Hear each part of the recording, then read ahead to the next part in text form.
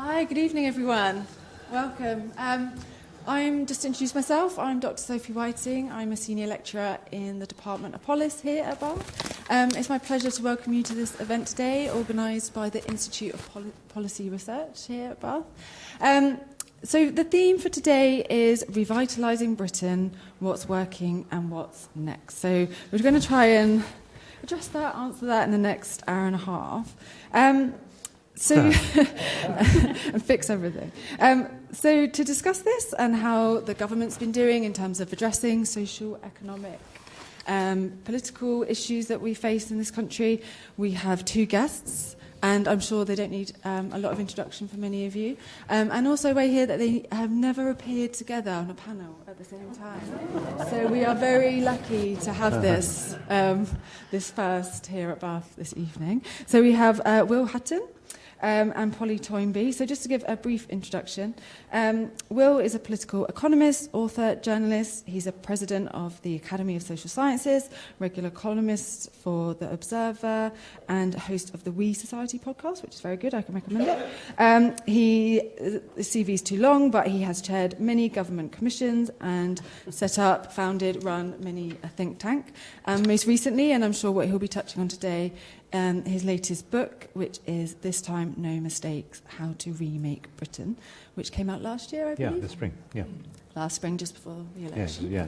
And we also have Polly Toynbee again, who's a journalist, author, broadcaster, currently a Guardian columnist. She's formerly BBC social affairs editor, written for The Observer, Independent, Radio Times, and editor at the Washington Monthly.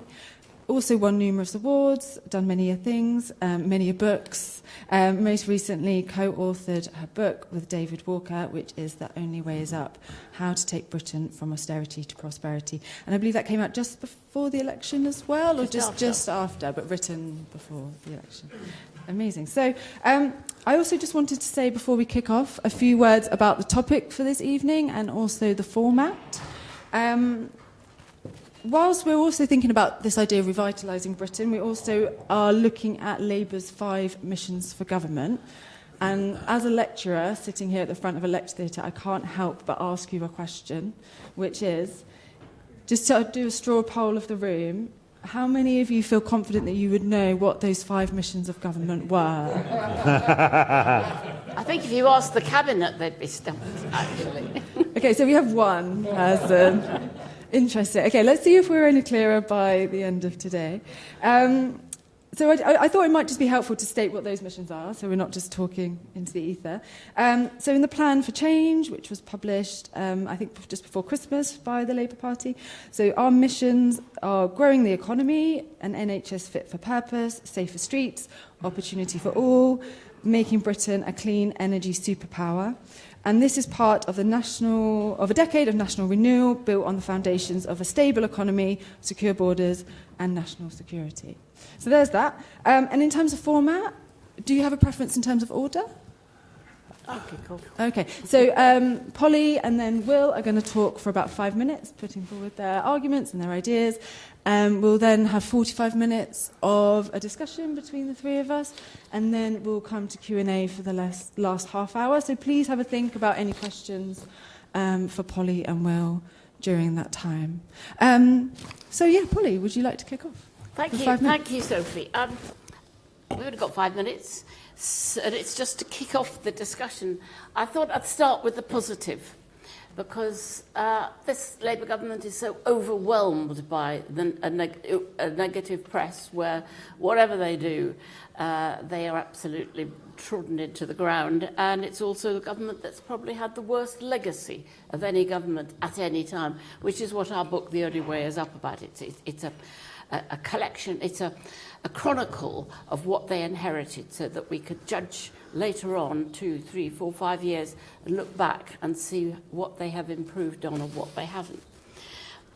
The positives, where I see the dynamism in this government, Ed Miliband, huge green investment, absolutely motoring ahead on that, but motoring is not a very good word.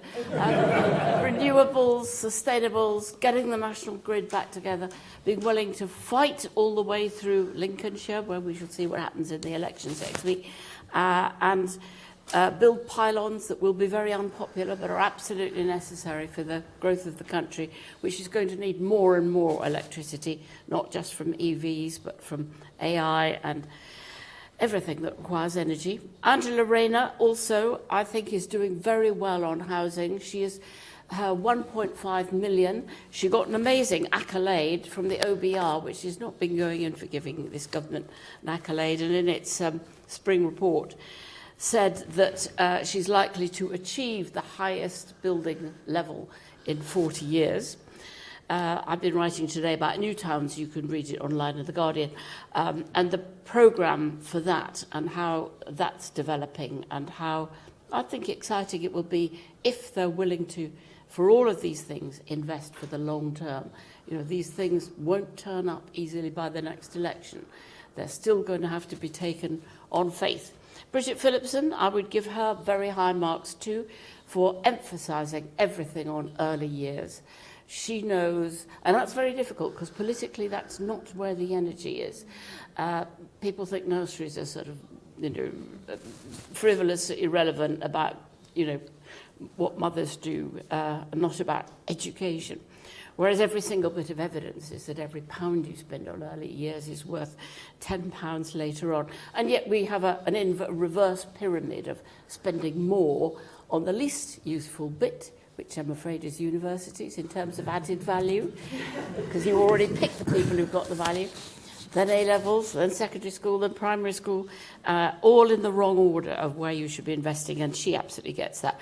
West Streeting is doing well on health. That'll take a long time to persuade people, but the waiting lists are coming down every month, month after month. GP appointments are going up sharply. 2 million extra appointments already, he said he'd do within a year. So, again, it'll be a long time before anybody actually thinks that the NHS is better or feels it or sees it. But it's going in the right direction. So what's to be done? The other side of the equation, Europe. And there is Rachel Reeves talking in Europe today. There is coming up this reset on May the 19th. And Labour has to be brave about that. They've just got to take on the Euro lunatics and say, look where you got us. Trade is with Europe down by 15%. There's a long list of all the damage that has been done by Brexit. Yet still, you're getting people like David Frost and Priti Patel all shouting Brexit betrayal. They've just got to face that down and decide that really doesn't matter. And most people understand that trade with Europe is what we need. And reconnecting on defence, above all, in the face of what's happened with our breaking with America almost. We've got to get back in Erasmus. We've got to get back in the creative Europe. We've got to get back equal qualifications for professionals, musicians, all of the important things that join us together. Even if we don't use the word single market or customs union, we've just got to get it in as close as we can. And I think this is the time because they need us for our defence investment. Tax, Labour's got to get brave on tax. The handcuffs, I'm sure we'll talk more about the fiscal constraints and whether they're necessary or not. But we still pay less tax than France, Germany, Scandinavia. We should face up to that fact and talk about tax as a positive and a necessary. Who knows if they will get round to that. It may become just absolutely necessary. Another 15 billion today added to the black hole. Child poverty, absolutely. They've always said, of course we will get child poverty coming down. No Labour government has ever failed to do that. But through the disastrous cuts to disability benefits, that will add more children to the child poverty lists, and that just has to be reversed. Electoral reform, essential. We're going to see this becoming more and more perverse. The last election was utterly perverse, to win 64% of seats on 34% of the vote. And we're going to see much more of that and much worse in this curious situation where a two-party system has become 4 or 5 parties. Good news, fetch up with good news. I think we really are seeing now the death of Thatcherism. I think it's over. And whatever Farage is, he's not a Thatcherite. People have now seen all of the pigeons come home to roost on the disastrous privatisations, on the 2 million council houses lost, on the outsourcing, on the lowering of wages and the increasing of inequality. And all of that is now profoundly unpopular. And I don't think anybody can come back, or the Conservative Party, if it wants to come back, can come back on that old agenda. It's good to see it gone. Stop there. Perfect. Thank you. Over to you. Well, of course, I agree with all of that. I'm just trying to think of what I can say that adds to it. I mean, opening remarks and then a few remarks about economic conjuncture in particular. This has been a kind of evolution of my thinking over the years, really. But in This Time No Mistakes, I argued vainly, and probably it'll never happen, but I argued for an intellectual fusion of Britain's social democratic and social liberal traditions. I think if you just trace the last 125 years since the foundation of the Labour Party and first past the post, and the increasing convergence. I mean, there was always, like a Venn diagram, the best of social liberalism, represented by Keynes and Beveridge, kind of overlap with the best of the social democratic Labour tradition.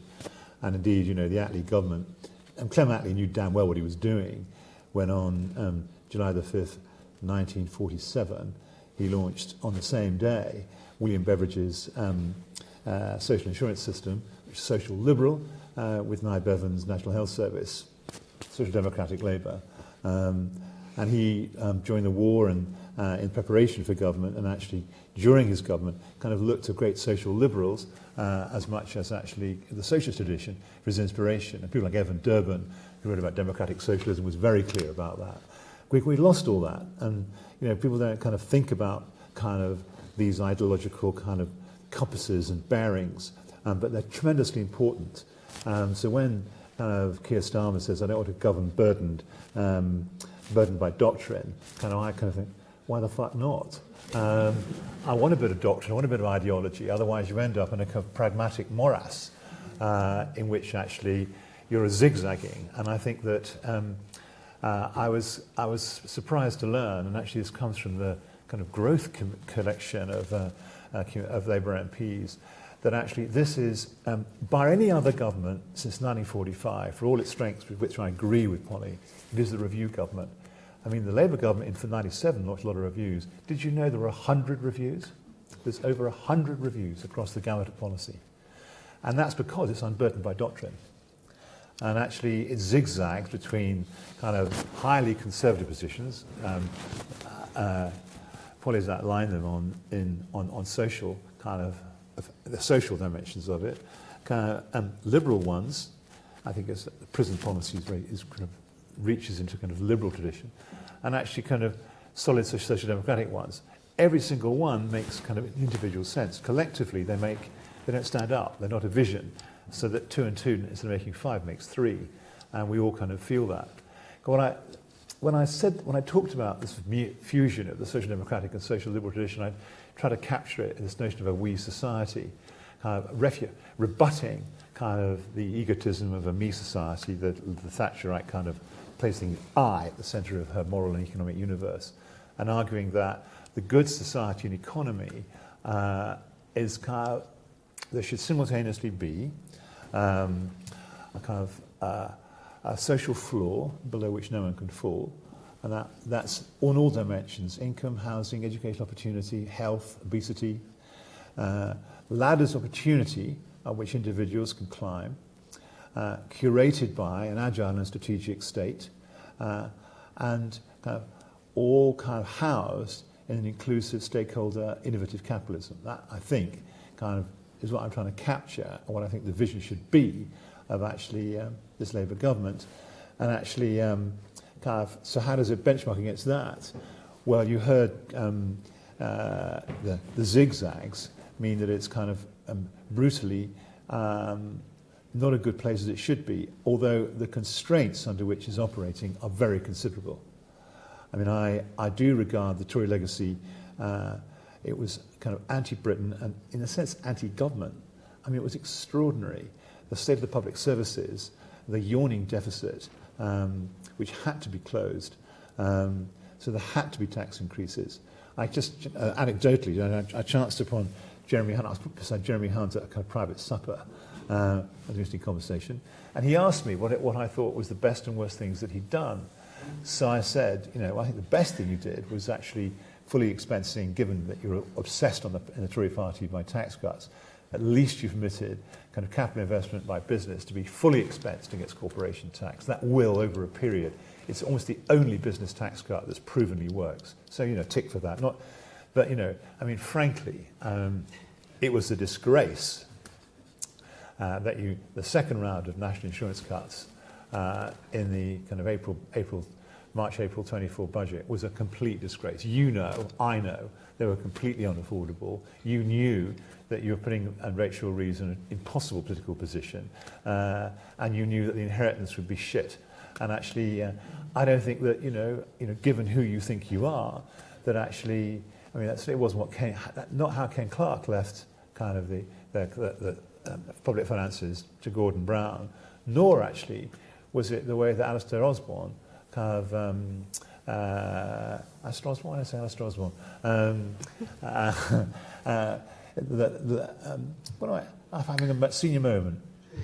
Alistair Darling. Alistair Darling left the incoming finances to George Osborne, and he kind of just nodded and said nothing. I mean, he knew damn well what he'd done, and actually he didn't even try to refute it. No. And we've seen the power of the financial markets against the mighty United States. I mean, the reason why the 90-day pause on tariffs happened was because there was a run on 10-year US Treasuries. So even the country that's got the reserve currency and still represents 25% of world GDP, thank you very much. I mean, America is very great and never needs to be made great again. It was 25% of GDP in 1980, by the way. A little factoid for you. And 2/3 of American merchandise imports come from affiliates of American companies like Pfizer, like Ford, like Boeing. It is a deficit with itself. The whole thing was make-believe, and these tariffs are just sheer bullying. And the markets saw through it. And the collapse of the international order was very grave. And actually, if they will attack Trump, by God, they'll attack a British government that doesn't budget for a surplus on current spending over current receipts 5 years hence. It's a kind of absolute minimum. And that fiscal rule is kind of, everyone laughs about it. On the left, they laugh about it, and we can kind of, well, why we stick with that? I mean, actually, on that, she is irrefutably right. When Keynes wrote the general theory, he made the point that financial markets were the thing that destabilized capitalist economies. At that time, for every £1 of real GDP, there was £1 of financial transactions. In 2025, for every £1 of GDP, there are £100 of financial transactions. These are overwhelmingly powerful. And actually a big challenge is actually, what does one do about that? So to kind of house that, here you are, you're kind of the incoming government, and in July of last year, you've got to raise taxes strategically, but they lack an ideological compass. They have lots of reviews, and actually, economically, kind of where have they got to? Well, I give them, strategically, it was right to do what they've done, and strategically right to work towards an industrial strategy, and actually, lots and lots of things were right. Here's a source of optimism, which people don't talk about, but actually, and which Brexit ruined. But very few of you will know about this, although the University of Bath is part of the Set Squared Consortium might.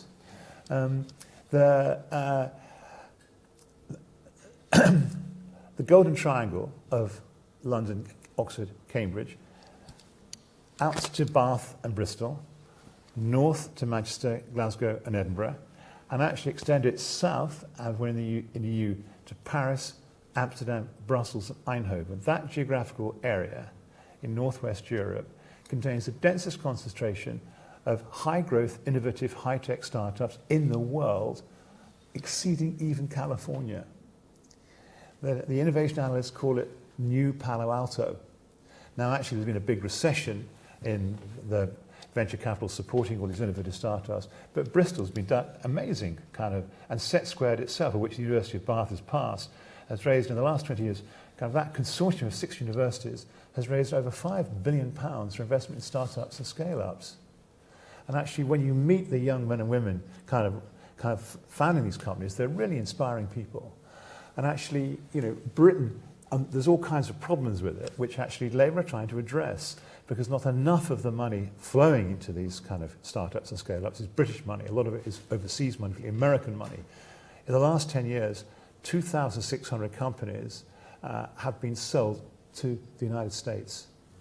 And a lot of the big seven have high-tech companies have built their business model around buying British startups and scale-ups. So X's AI division is built on 5 UK startups.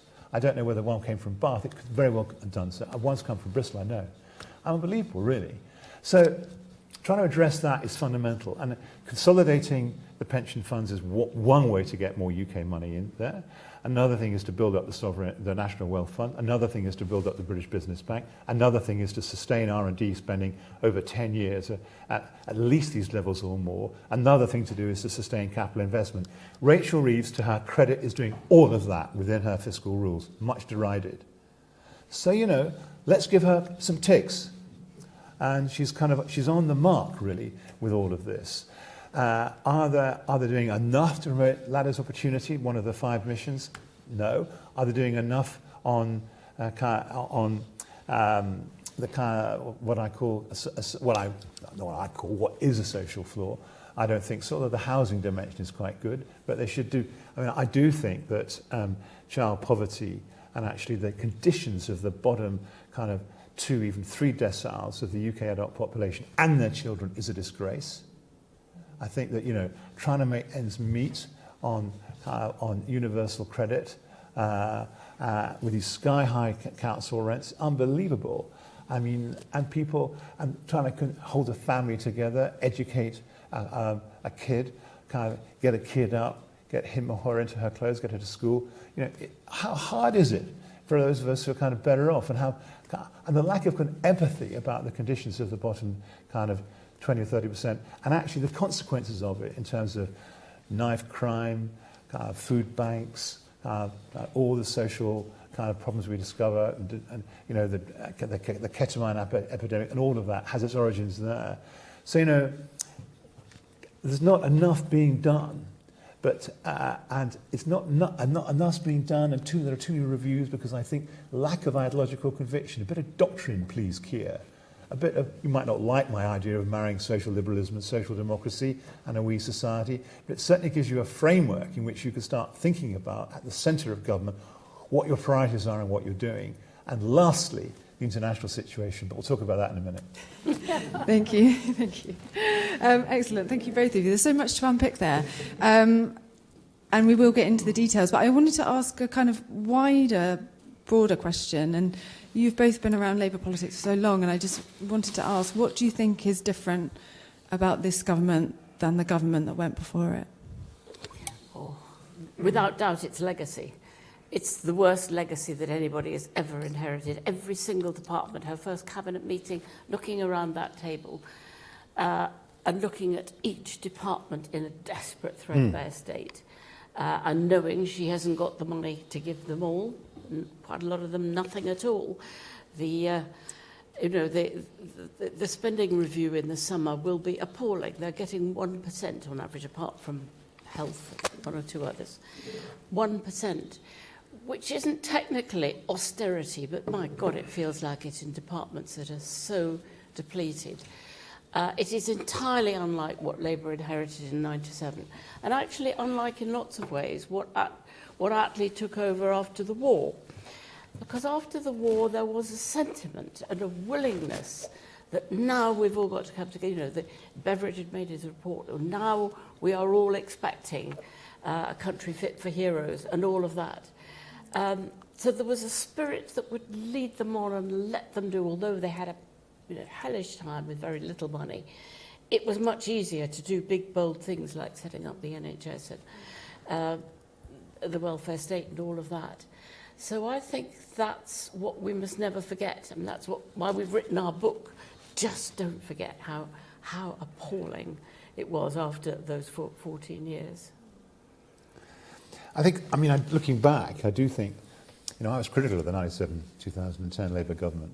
I thought it didn't do enough, but now, you look back and think, gosh, 3,000 sure start centres it finished with, regional development agencies, and some of the startups and scale-ups I talk about. For example, there's a firm called Pragmatic Semiconductor, which is based in Durham, research in Cambridge, headquartered in Manchester. It promises to be, if it gets it right, Europe's most prominent chip manufacturer. Chips that are really, they're miniature, they're tiny, they're thinking, they will go in your bloodstream. Amazing what they're doing. I mean, it's just kind of like your mouth open. But actually, the prototyping for that happened as a spin-out of one of the legacy institutions of the RDA in the northeast, which was scrapped by the incoming Tory government, coalition government in 2010. So, I think that, we should first of all acknowledge that, the Blair government, the Pension Protection Fund, brilliant institution actually, which has survived the coalition government. Lots of other innovative things they did, which actually, as I look back, I think, the child trust funds, we was, we weren't really, we didn't know what we got. I used to go at it, they weren't doing the state we're in. Well, they didn't, but actually, they got a long way there. This government, I think, is just less ambitious. I don't think Rachel has got, Gordon Brown's kind of instincts for social justice and fairness, or the money, fairness. But Gordon did some innovative things to raise the money. Although Tony Blair was a kind, in many respects, a liberal Tory and centrist and all the rest of it, he was careful to anchor himself in the left. I often say, if you want to see the best marriage, the best statement of the marriage between social liberalism and social democracy, read the rewritten Clause 4 that he left the Labour Party with in '96. There it is. It's kind of, it's a combination of, we all do better if we act collectively, but simultaneously have to acknowledge kind of a role for kind of individual achievement and responsibility. There in the constitution of the Labour Party. So, they were burdened with a bit of doctrine, actually, and they did know what they were trying to do, and they did have an idea about what kind of Britain they were trying to build. This Labour government, individual ministers are certainly very good, and some of the ones that I agree with, the ones that you identified, but they,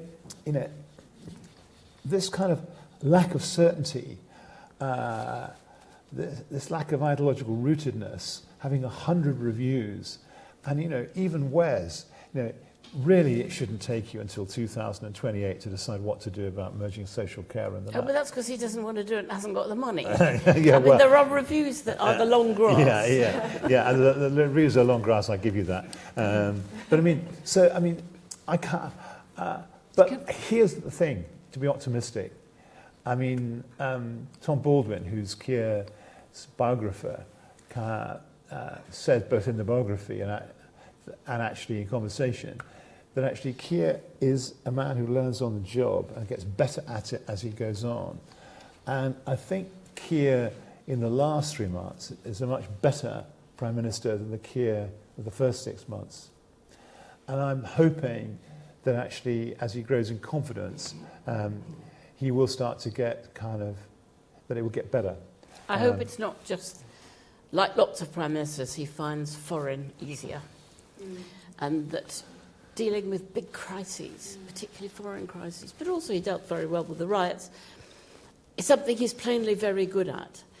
But the messy bits in between of social policy, of day-to-day policies, of seeing disasters coming and recognising them.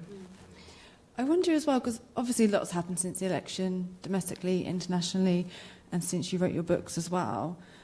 And I also think, cynically, is there something that you know, they've made difficult decisions about PIP, about welfare for disabled people, whilst at the same time increase defence spending. So is there something in terms of you can blame the international for those difficult decisions you can make at home that they might have just done anyway? Well, they were very tightly squeezed anyway. I don't think it's been a straightforward welfare to warfare. Though obviously having to hugely expand spending on defence. But, you know, it really isn't very much, 3%. It's not very difficult to get there through raising taxes. Yeah. I mean, talking to the IFS, you know, it's 2p on income tax. It's 4p on national insurance. It's not terrible or unthinkable. And it's kind of what a lot of people were sort of expecting Labour to do. It kind of built it in, and then Labour didn't do it.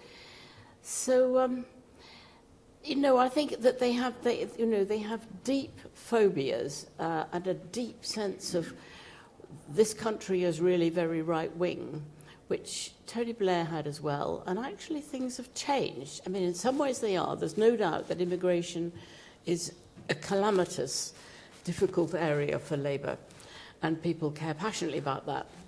So to what extent people will put it first on reasons for what they vote for, I'm less sure. But I think that Labour's wrong and Starmer is wrong to be so fearful about everything else. I think Farage is beginning to catch on to this. He's beginning to, because he's a complete opportunist, to see that actually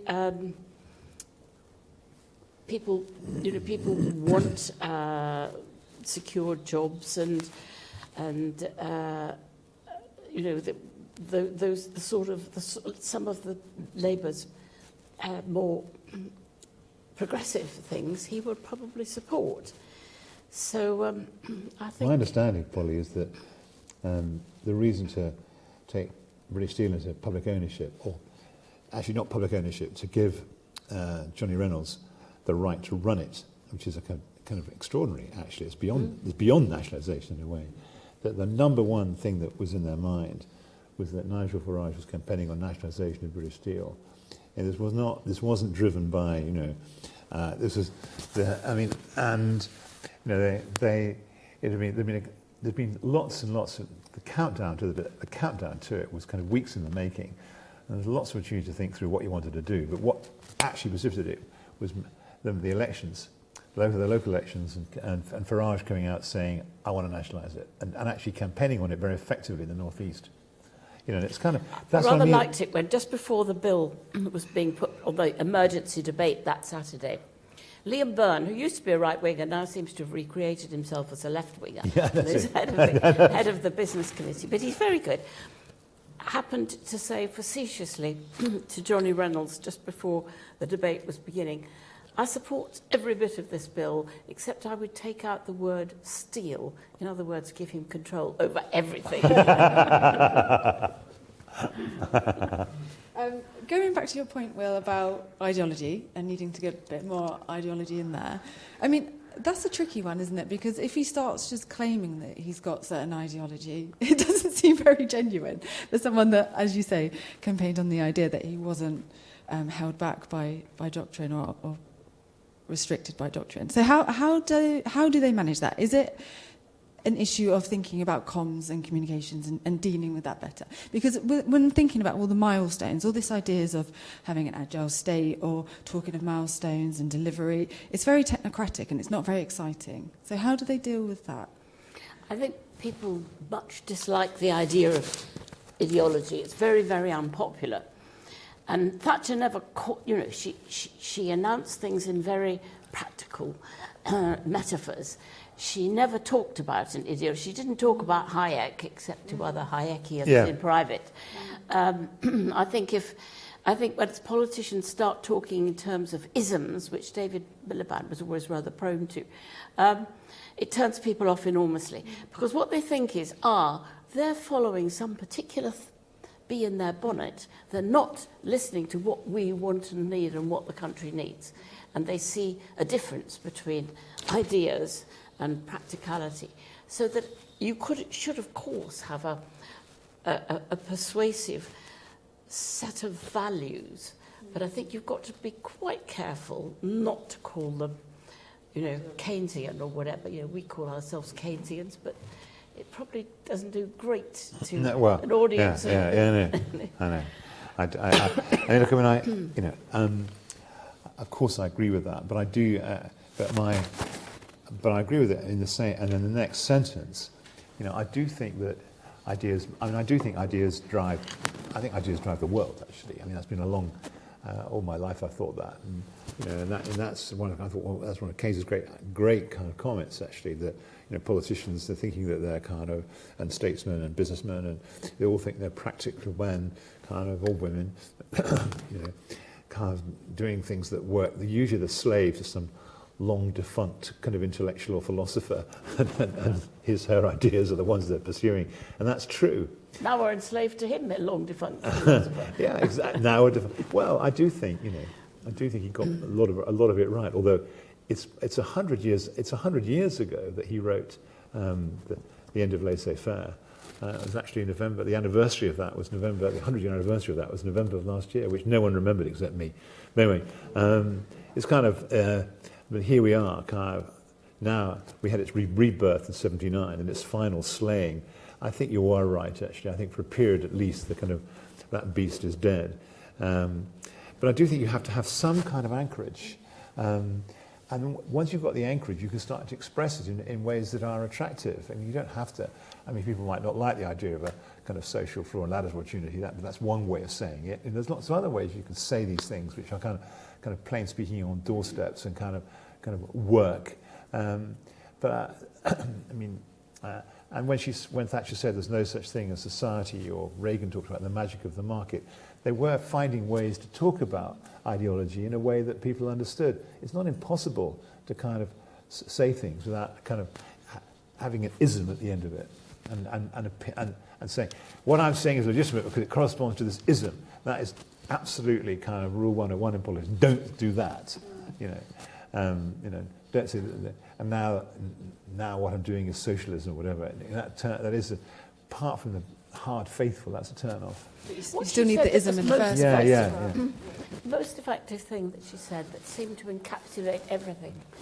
She said, I always say that you will spend the pound in your pocket better than the state will. And that's the exact reverse of what's the case, where one turns around and says, what do you care about most? Do you care about your family's health, education, security, safety, housing, beautiful environments, parks, sports stadiums, galleries? All of these things are things that you cannot buy with a pound in your pocket, and you could only buy with your we idea. And then people sort of get it. But those are the ways of talking about what are these fundamental differences between us social democrats and those Tories. You and I have been making this point for decades. Yes. And we're still here. Well, we're still here, but how far have we got? Should we be honest? What do we think? We think Thatcherism is dead, but what is there out there, do you think, to build on realistically? Well, that's kind of, I was thinking about this for Keynes wrote the general theory in 1936. He wrote the death of the end of laissez-faire in 1924. But he didn't get to actually change the world until 1945. And the Labour government and the Tory governments that followed were all Keynesian. And he built the international system, Bretton Woods. He persuaded the Americans that beggar my neighbour trade policies and free capital flows and kind of and floating exchange rates were a disaster area, and actually kind of gave us Bretton Woods. And actually, it did take, from raising the standard in 1924, it was 40 years before it actually took. So, now we need to do this much faster, and we haven't got a Keynes. But we do need, there's some bloody good thinkers out there who need to be foregrounded and celebrated. And actually it's the lived experience, I think, that kind of becomes the foundations of change. It's one of the reasons why I think that, one can be much braver in taking on Farage. I do think his pitch at the moment that actually net zero is the new Brexit, and the metropolitan elite champion net zero, and it's the death. He's going to reindustrialise Britain around kind of abandoning net zero. It's such nonsense. I think it's not going to work because it really isn't Brexit. It really isn't, because most people feel quite strongly that the climate is a real issue needs dealing with. There's not a real issue needs dealing with, but the one country that has really kind of increased manufacturing as a share of GDP and in a sense reindustrialized is China. And they took a decision in 2005 that they were going to make themselves the 21st century masters of the green transition. And they took a decision, all these solar panels in the Gobi Desert, which produces kind of electricity at a fraction of the price of burning renewables and burning fossil fuels, was taken then. And that's how they have a kind of a steel industry that's kind of more than half of world steel production and makes fantastic steel very cheaply. It's why they can flood the world with kind of EV kind of cars, BYD, the motor manufacturer. They're the people of lithium batteries. They have really industrialized around renewables and around green technologies. Renewable energy is the cheap energy that might give the Scunthorpe blast furnaces a future. It's just, you sit on Question Time and sits on the Day programme. Talking arrant nonsense, and you just, But he does it so damn well. That's the trouble. With a smile on his face and that smoker's cough, I know. I'm just wondering as well. You're talking about Keynes and like the time it took to make an influence, and I was thinking there's a bit of a vague segue, but is there also a tension here in terms of Labour talk about their decade of renewal? This isn't just going to take one election cycle, it's going to take at least two. Is there an inherent tension in that maybe they're trying to have this long-term planning, which, okay, great, hopefully we can try and think about how that tackles deep structural inequalities that have been there and are deeply embedded. But to what extent can you convince people that that is going to make a change to their real everyday lives? So, for example, you can get rid of NHS England, but if someone can't get an appointment the next day, they're just going to blame the government. So, how do they balance that tension, or does it need to be a tension? Well, things do have to get better, and people have to believe that they are getting better. They don't have to be perfect, but they have to believe that that's the trajectory. And at the moment, they haven't even had a year yet, and the NHS is certainly slowly improving. You hope that it's noticeable in 4 years' time. If not, it's quite bad trouble. Thinking about the 10 years, I think it's very plausible in the sense that if Labour doesn't win the next election, it's quite likely that Labour and Liberal Democrats, Greens and others would be a big coalition, which wouldn't be a bad one. And Lib Dems would have won it by coming round to the left Yes, of I was Labour. going to say, do you think there's an opening on that side? Because there's all of the focus is on reform and the threat there, but do you think also from the left as well there might be? Yeah, I hope that these elections wake up Labour a bit to seeing that it's not just about being scared of reform, but if they want to be scared of anybody or imitate anybody, it's the Lib Dems coming up on the left flank. This is extraordinary. You can now kind of drive from kind of southwest London, Twickenham, and right down to where I spent the last week, Penwith, which has a Liberal Democrat MP. There's a kind of orange belt in Britain. These 72 constituencies, they're largely in the south and southwest and around the kind of southwest of London. And actually,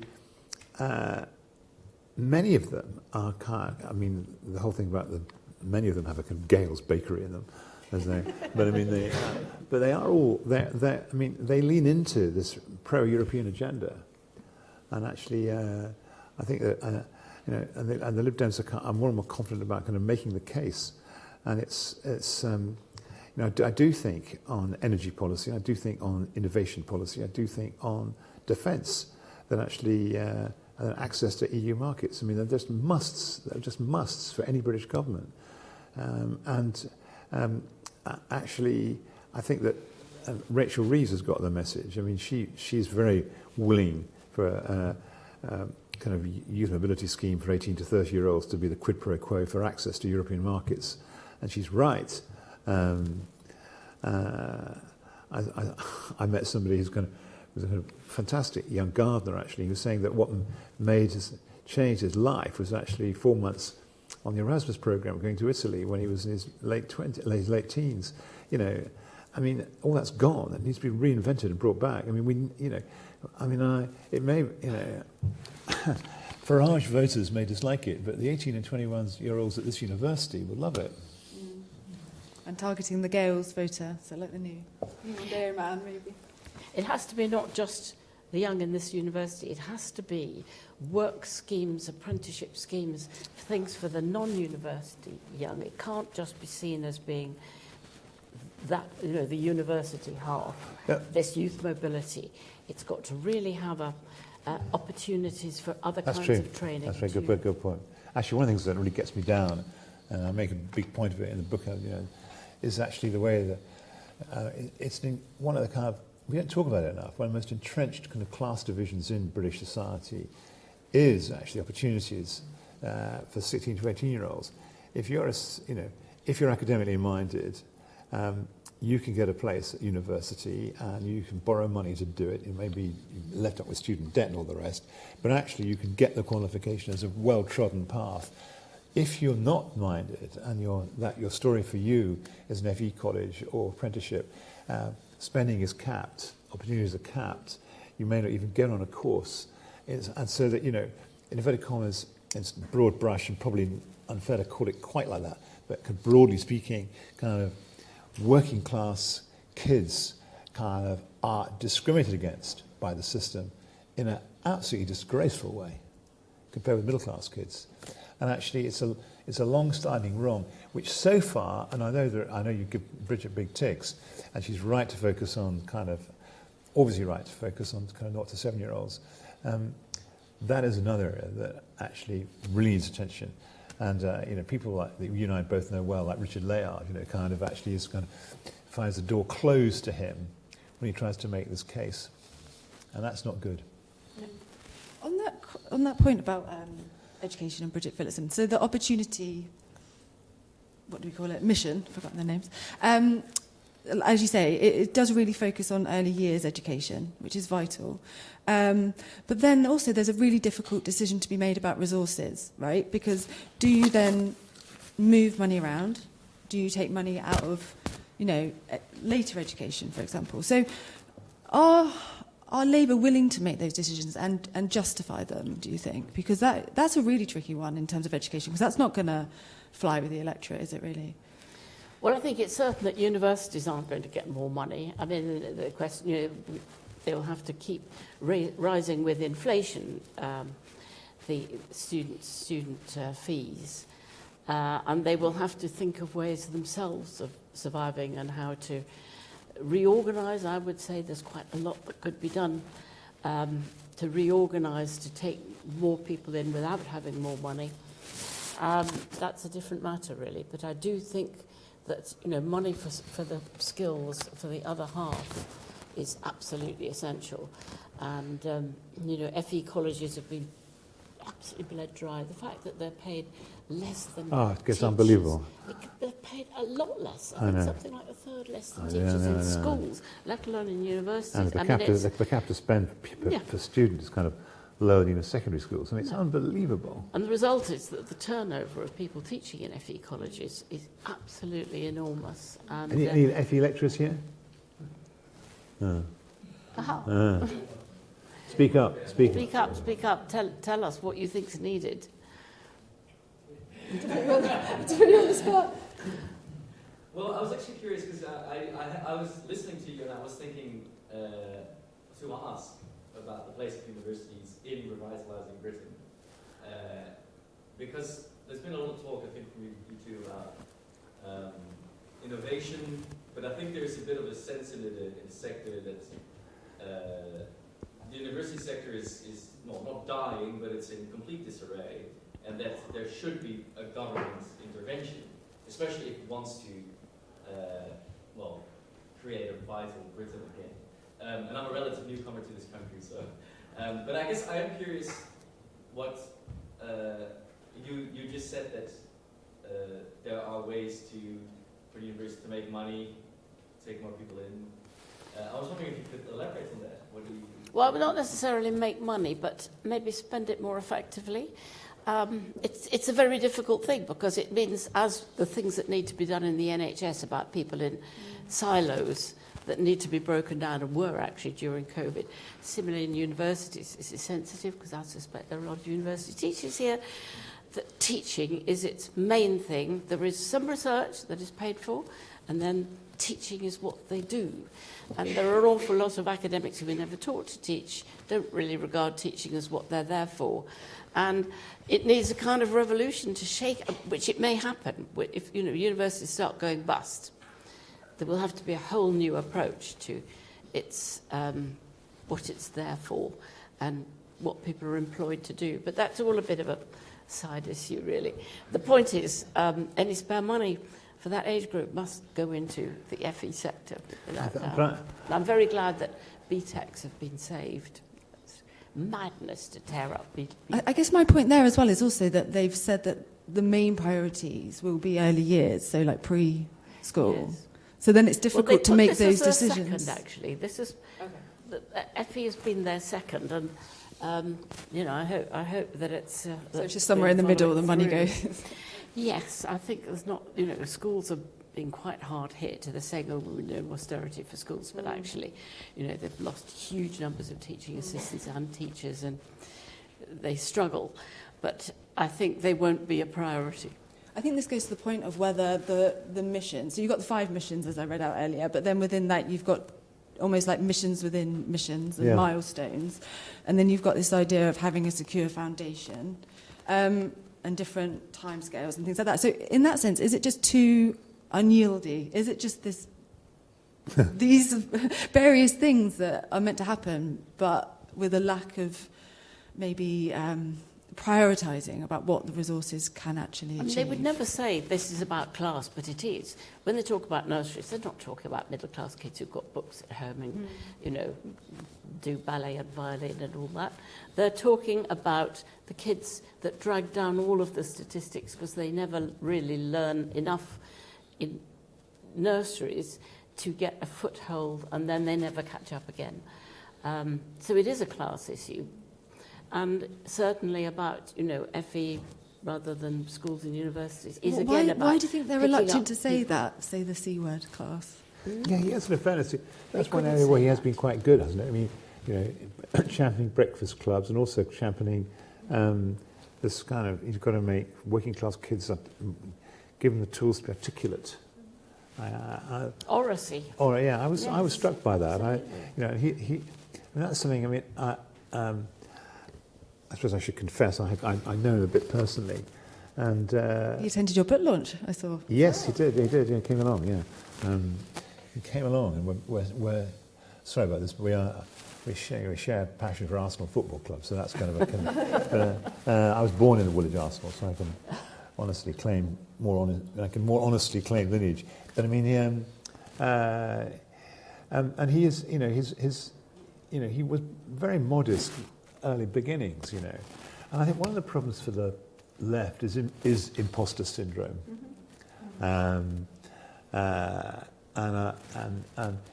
the mirror image is of kind of an excess sense of privilege syndrome, which is exemplified by Boris Johnson, and it's kind of there, and I mean, Keir, very modest background, and his kind of, his tragic death of his kind of brother recently, and it can really hit him hard. And then, his mother died of Still's disease.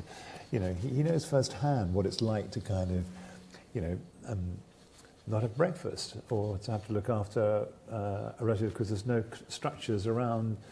So you have to, and that has knock-on consequences on your capacity to study and all of that. I mean, he knows that life. And actually, if there's one thing that two things that really animate him are one, I'm in politics to make for social justice. I'm in politics to make life fairer for the kinds of families that I knew as I grew up. He really, and it's really visceral. And the other thing is, he's a lawyer, and he really does believe in, human rights, rule of law. So he will respect. I mean, my daughter's very agitated about, his speed to kind of respect the Supreme Court decision on trans. But actually, for him, it's easy. That's the Supreme Court. I really am not going to kind of invest any political capital in actually taking them on. I'm a lawyer. I get it. That's. Except it's not going to be as easy as that. No, but it turns out that they've said that, but it's look at what Jonathan Sumption said and what. It's not. They're not going to escape it altogether, but it has been incredibly painful for the Labour Party and for feminists everywhere. It's been unbearably divisive. Yeah. Absolutely. And also it links into the zigzagging that you were talking about earlier. Like, he has changed his stance on it and what he has said about it quite clearly. So I think it leads people to not know where he does stand, and that lack of ideology and conviction, I think, all comes back. And maybe well, this was a very difficult one. It really was. Exactly what was the and it kept moving all the time as to what people were angry about and what people were feeling strongly about. I mean, I wouldn't want to have had to be in his position when you're, put on the all the point. What exactly is a woman? It's not all that. It's not simple. We hope it's become simpler, but who knows? I think you're right. It's not going to go away, is it? I think I'll just have one more question. So if you want to think of questions while I'm asking this, please go ahead, because we've got half an hour of Q&A at the end.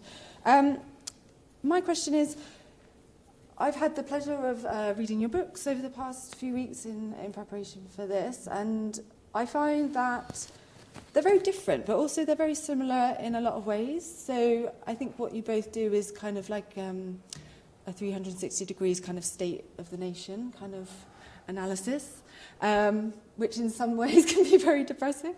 But I think what you also both do is that you come up with ideas, and there is elements of hope as well within your books, which is uplifting in this world.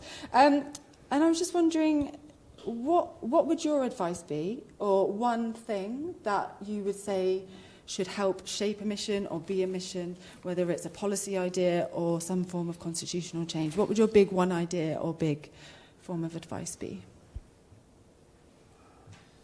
Okay, I don't believe in one single magic bullet, but I've got here are just two or three. That's cheating. Well, there aren't magic. First of all, on economic growth, it's fundamental, and it's a very simple syllogism. You can talk infrastructure and skills; they're all fantastically important, but there is no economic growth possible without a critical mass of innovative growth companies who, create wealth, actually. And we have to have a fit-for-purpose ecosystem to support them, part of which, by the way, is our research-based universities and the university sector more broadly. I'm just doing a piece of work. I've got the Growth Trilogy, and the second report we got really stuck into kind of so who does what in these universities? And here's a figure for you, which I find astonishing.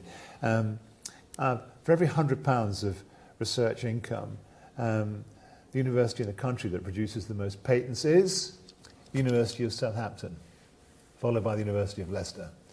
And actually, yes, Oxford, Cambridge and Imperial do great things, but actually it's across the country. And actually, if you want a broad-based levelling up kind of, what we have as a consequence of the last 50 years, we have the spread of universities in whom we have to invest across the disciplines, by the way, not just kind of science and STEM, because they are a crucial part of the story I'm trying to tell about how to get growth companies. Second thing is I think we've got to find and I'm going to defer to Polly here. I don't know, and I'm going to put her on the spot, what's the one thing that you would single out, rather than I single out like growth companies, what's the one thing that you'd single out about what to do about the incredible levels of poverty, disadvantage in the bottom 30%, where living standards are worse than in the global south, actually. I mean, it's just intolerable. I mean, is it universal credit? Is it housing? What is it? What is it? It's money. It's money. It's money. Yeah. You can measure exactly. It was really interesting with Gordon Brown. Exactly every extra million you put into the equivalent of universal credit, then you knew exactly how many children would be taken out of poverty. And that's the case now. That when the PIP came in, you could immediately say, as you know, you can measure it precisely.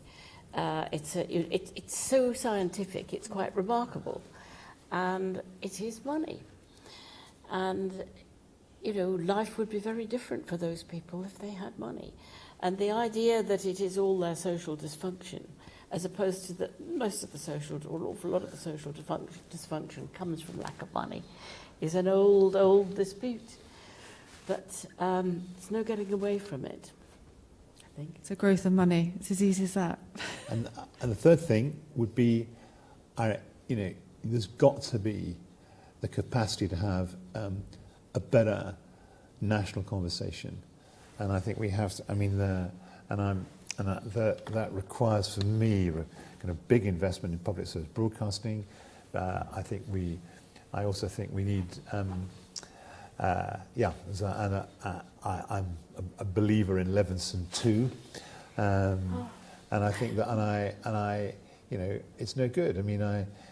One of the reasons why, here's the thing. When Tim Montgomery decided to leave the Tory party and join Reform, guess how many requests he got in the 3 days that followed that decision from the BBC for interview? Over 100.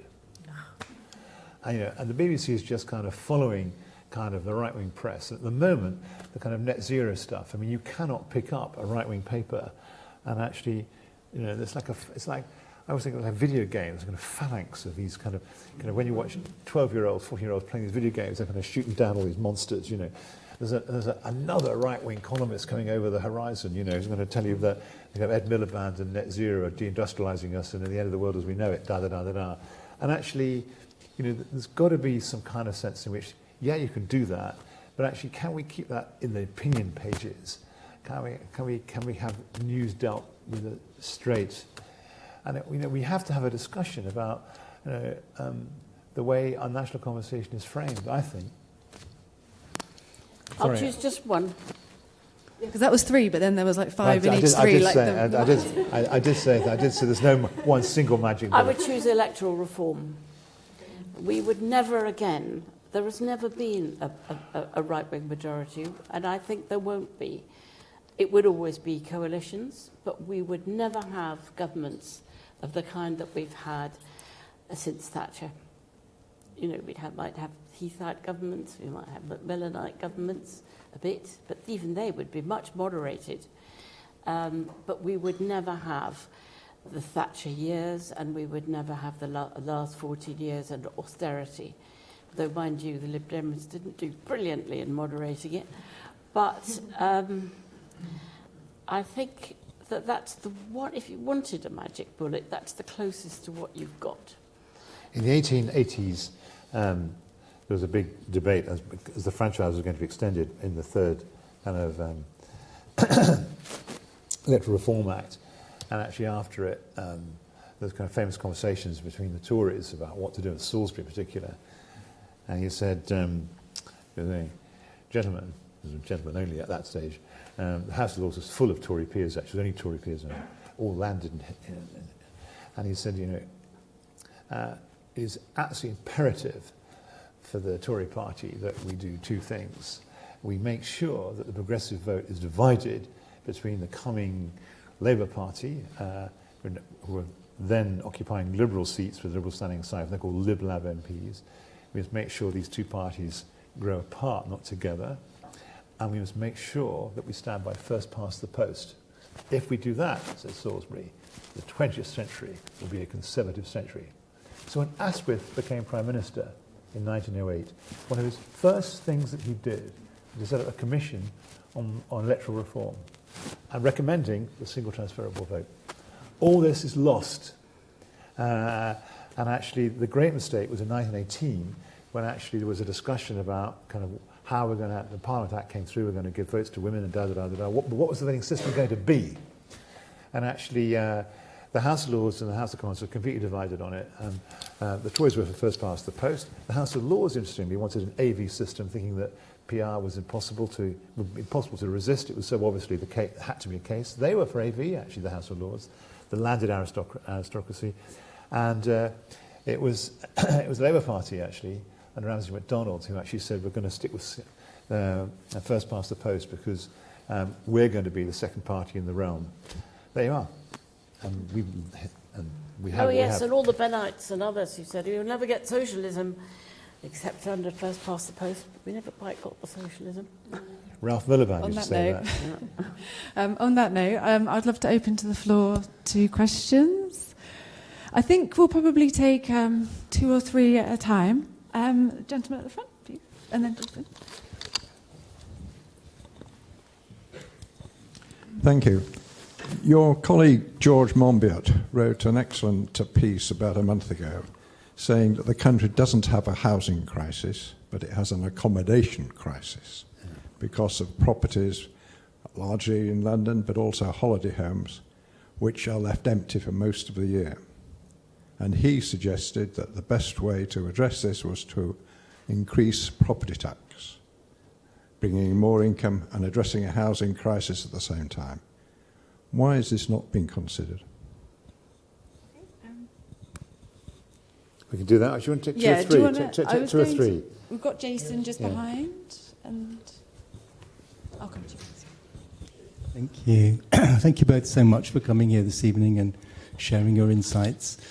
There was quite a lot of conversation from both of you about values, about morality, and where the morality of the Labour Party is grounded. So my question would be, how does Labour demonstrate, how does Starmer's Labour demonstrate that it is a moral project when it's involved in genocide? So you catch the end of it? When it's involved in genocide. Our government is participating in genocide of the people of Gaza. Yeah. It's running reconnaissance flights, over 500 reconnaissance flights over Gaza from Cyprus, and feeding information directly to the Israelis, who then bomb in detail the places. It's happened in Nuseirat refugee camp. It's happened more recently in Rafah. Our government is not just standing by, it's not just selling arms to Israel. It's actually a participant in genocide. So how is it remotely possible that the Labour Party could ever be seen as a moral party while it allows that to happen? And simultaneously, while its leading lights taking tens of thousands of pounds from the Israel lobby. Thank you. So first of all, property tax. Does anyone? Well, look, I mean, I've been there's a few things which I've kind of spent a lot of time in my life kind of vainly kind of opposing or advocating, and you know, I thought the demutualisation of the building societies in the 1980s was a disaster, and you know, the fact that in 2025 council tax is still based on 1991 residential property values is a standing offence to reason and fairness. And I say rhetorically in public meetings and in my books and in my articles that if you'll know that you live in a failed state if in 2041, 50 years on, property values are still the basis, on 1991 property values are still the basis for council tax. The reason why, you know the reason why, that George is completely correct. I mean, and I would actually have, I was hoping that actually, given the severity of the legacy, that actually there would be a review of there should be a comprehensive review of the British taxation system. James Mealis, a Nobel Prize winner, did it for the IFS and reported in 2010. The report is gathering dust. It's very good, and it kind of went for the ludicrous nature of council tax in 2010.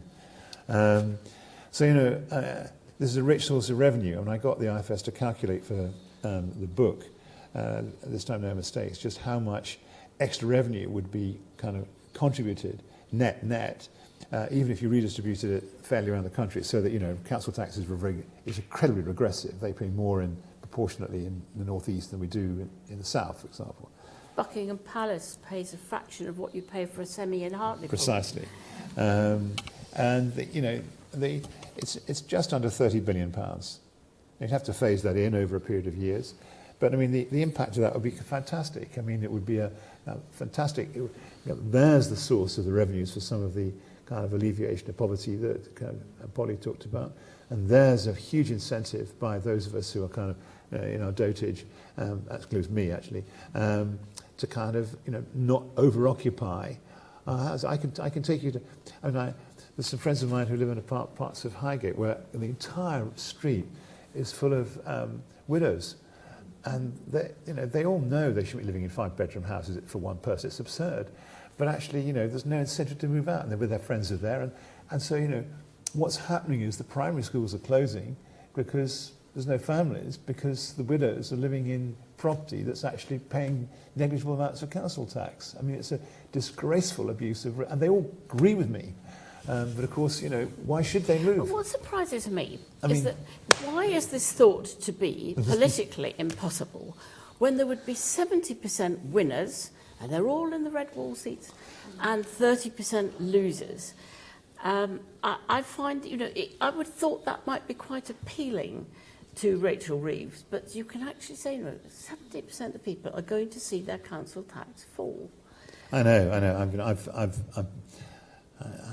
I remember discussing it with David Miliband in 2004-05, for Christ's sake, going for a long walk with David and saying, you know, come on, property values at 91 is absurd. He wouldn't go near it for all these reasons. I mean, it's just, you know, there's just terror. That's one reason I say what I say about the press, you know. I mean, I know that there's hardly anybody who's a practicing journalist who wants to say it, but it is the biases are unbelievable. Unbelievable. And the Telegraph. Recently, probably none of you read the Telegraph, but you should, even if you had to pick it out of a bin. You've got to read Alistair Heath. You must read Alistair Heath. They've gone mad. Alistair Heath is insane. They've gone completely mad. You know, the idea that they were a sort of stodgy old Colonel's newspaper. They are raving at the moment. But on the question of housing, they are hysterical about the doubling of council tax for second homes. And talking to a whole lot of people, you know, I inherited my lovely little cottage, it belonged to my family, and I don't... I mean, you know, the people that they manage to bleed their hearts over are quite extraordinary. But so you can see, when you go and see Rachel Reeves or any other minister, outside their door there is always a table on which all the day's newspapers are put out, ones that you probably don't look at unless you go into a newsagent and see. And there it is, you know, attack. And it's the Sun and the Mail and the Telegraph and the Times increasingly. The Times is, you know, moving far to the right. And it always has a few people like Danny Finkelstein to kind of look respectable, but basically it's coverage moving far to the right. And that is residential qualification. Sorry, go on. No, I think there should be a residential quality. If you want to own the British media, 51% of the shares should be held by British nationals domiciled in the UK, paying UK tax.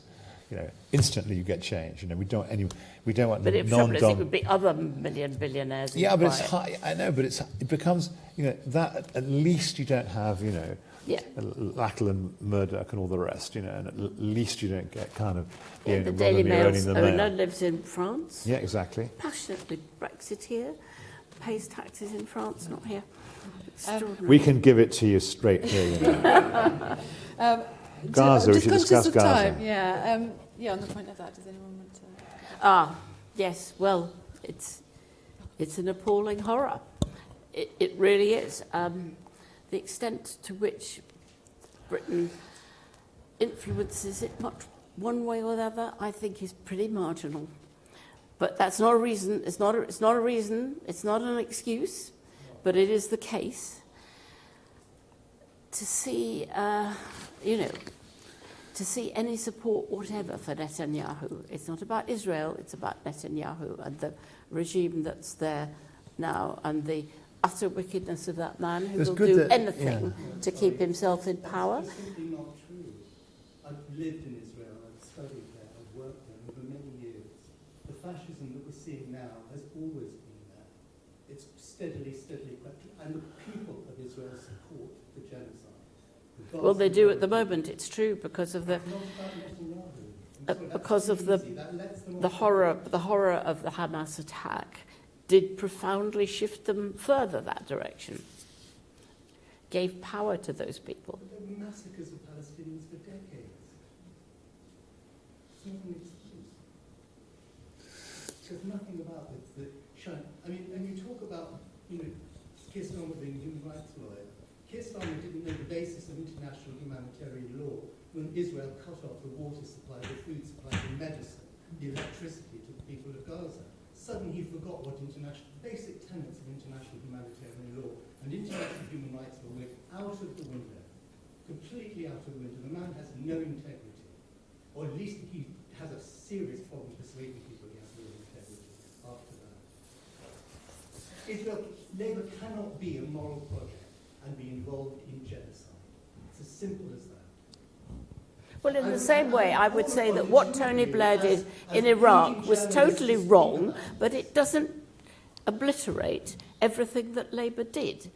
The fact that governments can do wrong and support wrong things some of the time doesn't obliterate anything else good that they might do. Bring it into your analysis, and you have a responsibility as leading lights of journalism in this country to keep that as part of the discussion. It's not good enough to park it away. We both work for newspapers that cover it intensively, more than anybody else does. The Guardian and The Observer, absolutely. Journalists killed in Gaza. Why has that not happened in the UK? It's happened in France. It's happened in the Netherlands. But in this country, our journalists have shown no solidarity with the hundreds of Palestinian journalists being systematically slaughtered by Israel in Gaza. I'm not sure that's true of all journalists in Britain, actually. I mean, I give you that's the commanding heights of British journalism in that place, but I don't think that, I can speak for the Observer and the Guardian, then we show total solidarity with those people and we report it too. And actually I was struck, opinion is, I'm a Dever, R.V. Schleim, his books you may know, he's a great friend of mine, so I kind of, I'm not kind of, and R.V.'s, we give RV a voice in both the Observer and the Guardian. And I was very struck. Opinion. I share your passion, by the way. I was very struck that 400 members of the British Board of Deputies kind of chose to, couldn't get the institution itself to kind of write and deplore what's happening. They wrote to say this is, what's happening is genocide. And it's kind of creating a moral vacuum in Israel. We deplore it. And I thought that was those were brave men and women, actually. And, opinion is beginning to move. And being able to say that, and that starts to kind of open up the opportunity of actually kind of escaping the this awful business that the minute you kind of say what you've just said on a public platform, you get shouted down for being kind of anti-Semitic. Suddenly there's beginning to be cover for kind of speaking truth to power. So I hope things are changing.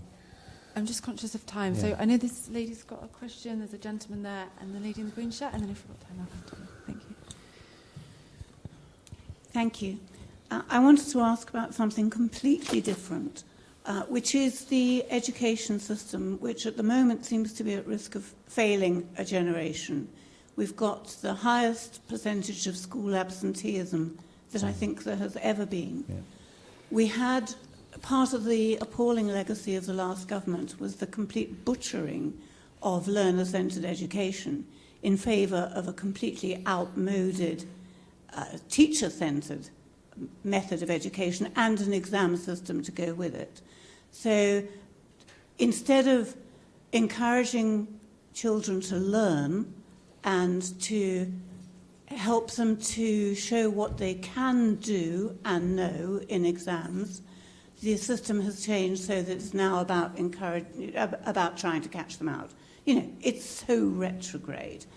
And I just wondered, I know we can't expect the government to do everything all at once, but is there a will to do something about the secondary education system, to say nothing of the tertiary education system, speaking as an ex-inspector of a sector... Sorry, I'm just conscious of time. But Sorry? I'm just conscious of time. Can you just say your question? Okay. Thank The you. first inspector of work-based learning described the work-based learning sector as not so much Cinderella, more Cinderella's cat. And there has been no meaningful investment in a sector which can change lives without huge expense, because it's not focused on teaching, it's focused on learning. We seem to have lost all the progress that was made with the whole concept of lifelong learning.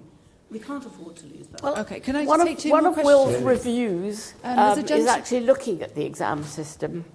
And I'm optimistic they might even come out by saying you barely need GCSEs anymore, because, you know, having just had a granddaughter who's gone through GCSEs and took 25 exams in a row.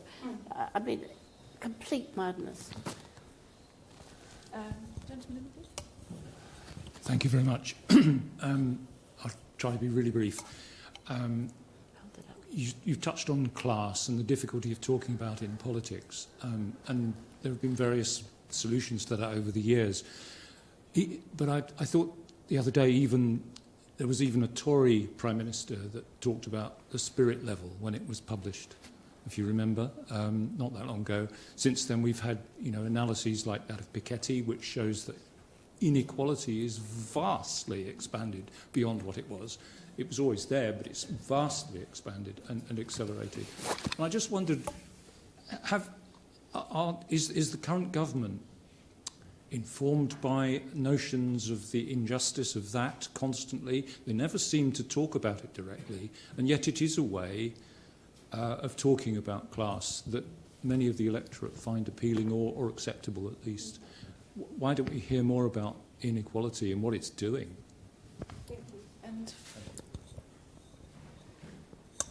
Thank you so much. It's been fascinating and stimulating. You've touched on the need for growth, but we need the right growth, and I'm just interested in how we measure growth, and would it help to move away from sort of GDP and often getting the wrong sort of growth to other measures of growth? And you mentioned Richard Layard, and he has a particular focus on well-being, but measured narrowly, I think there are perhaps better approaches to measure that. But linked to that, I'm interested in these infrastructural issues in a way. So you're also saying, we need more money in the coffers, whether that through growth and tax. But when it comes to tax, there is so much tax evasion. 40% of multinational corporate profits end up in tax havens. So how do we address that? Do we need a global tax regime? And then we also need to implement taxes, I think, like wealth taxes and some of the changes you're talking about. But a key barrier to getting these, I think, is the media and the shifting ownership of the media and now social media. You mentioned Leveson. So it is another infrastructural sort of change we need to look at regulating the media and rules on media ownership. And the other thing I'm interested in is whether science, which you've also interested in, Flag is key, does that really function in the public interest now in the changes that we've got to the way that science is funded? So I just want you to kind of maybe step back. Funding, Well, there's more and more science is funded by the private sector, and public sector funding is stagnating, and we know that corporate influence on science generally leads to science being shaped very much in the corporate interest. So there is a danger, I think, that science is less and less functioning in the public interest. And until we step back and look at those infrastructural things, I don't know if we can move to the more progressive agenda that you're talking about. So I just wanted to ask if you could reflect on those few minor issues. Okay, we only have 4 minutes, so do your worst. Did you finish answering that question? So there was a question about if you all take I them can in say turn. is that I'm optimistic that when you talk to Bridget Phillipson and Elizabeth, they see it, they feel it. Changing the entire education system all in one go, retraining all your teachers and having a completely new curriculum, yet again, very difficult. But I am hoping that the curriculum will be much better, that what is the minimal qualifications you need to get will be much more practical. I mean, the maths exams are ridiculous unless you want to be a mathematician. They should be practical maths exams about, living your life in mortgages and pensions and all of those things. And that seems the AQA has just come up this week with a new proposal for that, which they've put up to the curriculum review. And I hope that, for instance, might get somewhere. But no, it's dismal grad grind learning at the moment for GCSEs. A-levels, I still think, work very well for people who want to do A-levels. The grad kids will always rise to the top in whatever. Yes. It's the rest Yes. that I'm bothered about. Did you want to take a question each for the next two? Maybe, Polly, if you take the You class better do inequality. that. And then there was the really... Growth one, the difficult So one. it was growth, measuring growth, tax, welfare tax, media and science. If you could do that in a minute, that would be appreciated. Look, obviously some of the things I've said answer your questions. I mean, I lean into your position on media ownership, obviously, as I said it. Again,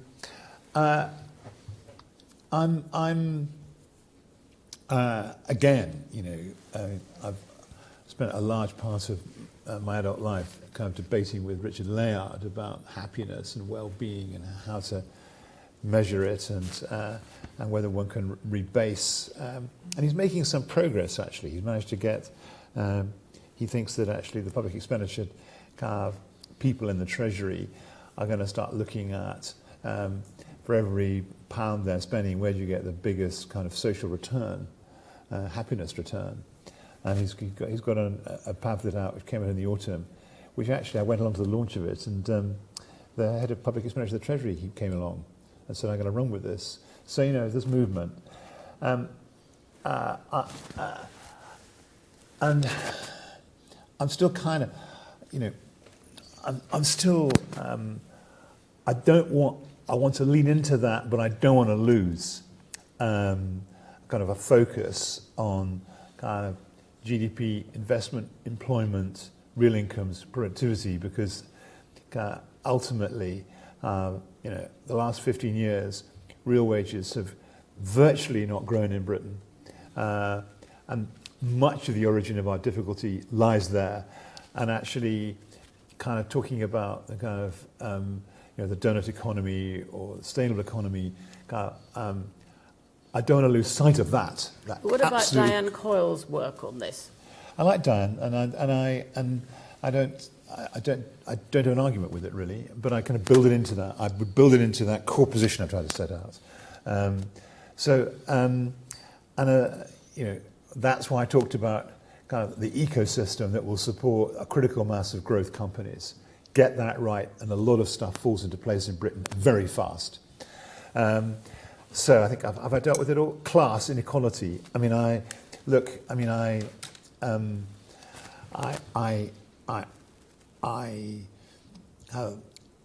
If I could wave one thing I'd love to do with a magic wand is for us to have the same approach to private education as the Swiss have, that you only send your kids to a private school if they can't do it in the fantastic state system.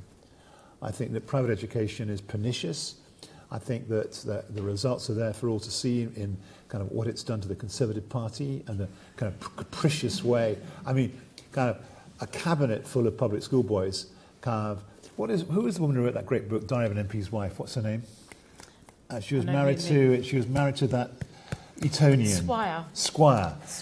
That's a book amazing to read. Diaries, political diaries. It was incredible. Getting a real window into the kind of private clubs and kind of public schoolboy kind of way in which policy was made, and the frivolous way that they kind of talk about kind of the circumstances of the disadvantage, and above all, people who are not white and women. Unbelievable, actually. Yes, it's the chavs idea. It's the Prince William and Prince Harry having a chavs party where they all dressed as chavs.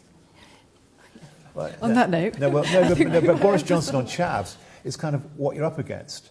And actually, I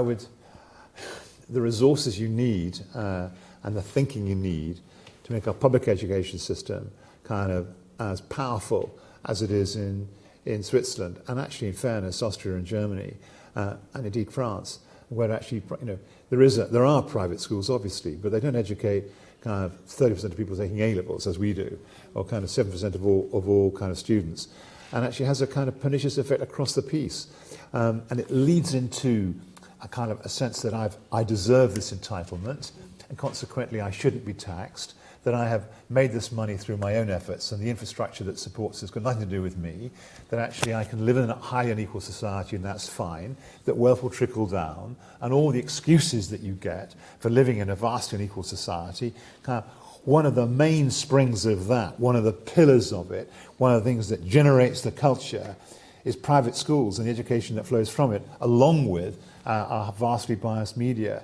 So, challenge those two things and you might start to get some movement. Also, the hugely increased importance of inheritance. The IFS has been doing this, and it is galloping ahead.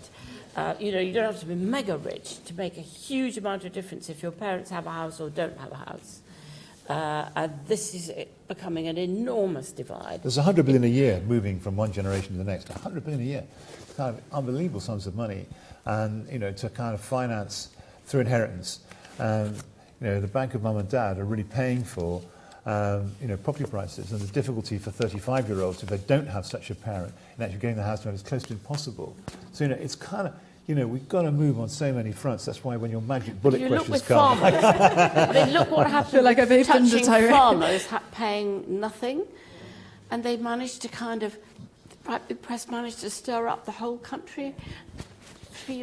When I defended that... I'm really sorry, but I'm going to have to close. One thing. When I defended that on X, when I defended the government's inheritance tax proposals on farmers, Elon Musk accused me of being a Stalinist, and that got 37 million page impressions, that quick from Elon Musk. So I was kind of, I thought... He had to sneak in somehow. We couldn't have a whole talk without talking about Elon Musk. But I just wanted to close and say thank you so much to our speakers, Polly and Will. It's been a pleasure sharing and having this discussion with you, and I think we've covered a lot, and also thank you so much. Thank you so much to you as an audience for spending your Thursday evening with us and all your insightful questions and everything like that. The IPR, if you're not already signed up to the newsletter, if you go on the website, you can sign up to the IPR newsletter, and then you'll get updates about upcoming events and things like that. So please do that. But otherwise, thank you so much, and thank you.